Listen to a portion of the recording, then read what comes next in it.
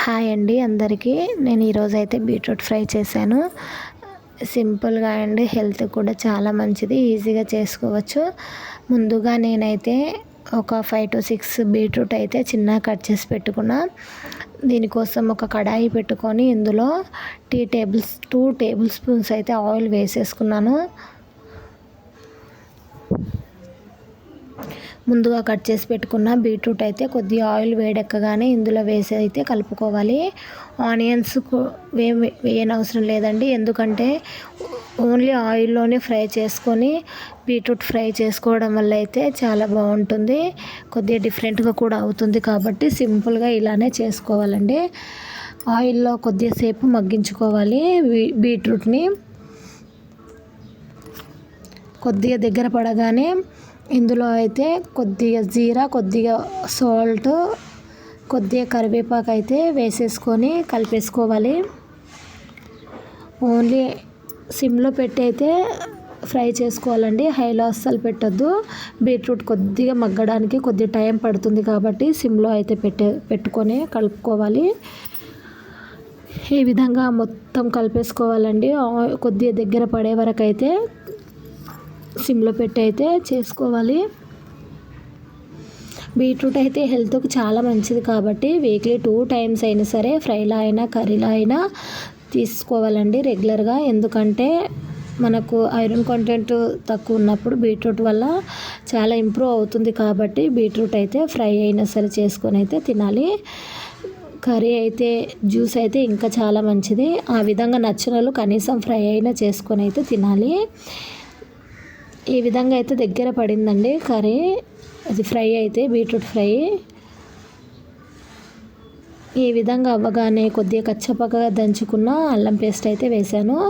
మరి మెత్తగా కూడా దంచొద్దండి, ఎందుకంటే మొత్తం అడుగు పట్టేసి బాగోదు. కాబట్టి కొద్దిగా కచ్చపక్కగా దంచేసుకోవాలండి. ఇది కొద్దిగా 2 minutes అలా ఆయిల్లో వేగగానే ఇందులో అయితే కొద్దిగా పసుపు వేసుకుంటున్నాం.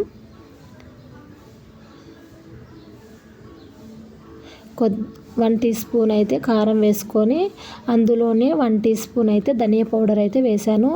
మొత్తం అయితే ఆయిల్లోనే ఇవన్నిటిని మగ్గించుకోవాలండి. ఆయిల్లో బాగా మంచిగా ఫ్రై అవ్వనివ్వాలి, ఇలా కలుపుతూ ఉండాలండి.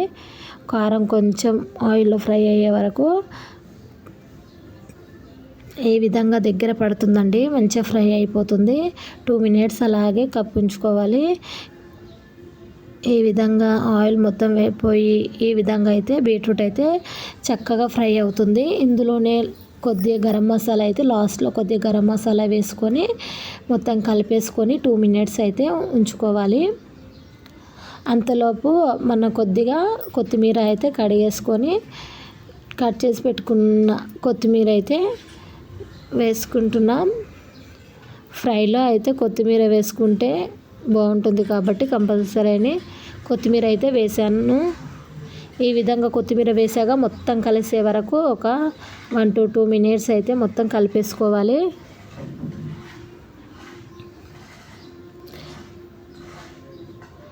అలా 2 minutes వరకు మొత్తం కలిసేలా కలిపేసుకొని సర్వ్ చేసుకోవడమే అండి, అంతే. బీట్రూట్ కర్రీ ఫ్రై అయితే చాలా సింపుల్ అండి, ఒక్కసారి ట్రై చేయండి. థ్యాంక్ యూ అండి. నా ఛానల్ని ఎవరైనా సబ్స్క్రైబ్ చేసుకోకుంటే సబ్స్క్రైబ్ చేసుకొని షేర్ చేసి లైక్ చేసి కామెంట్ చేయండి. ఒక్కసారి ఇది ట్రై చేయండి, మీకు ఏ విధంగా అయ్యిందో కామెంట్ బాక్స్లో కామెంట్ పెట్టండి. ఓకేనా? Thank you. నాకైతే చాలా ఇష్టం అండి బీట్రూట్ ఫ్రై అంటే, కాబట్టి నేనైతే చేసుకున్నాను. Thank you. బాయ్.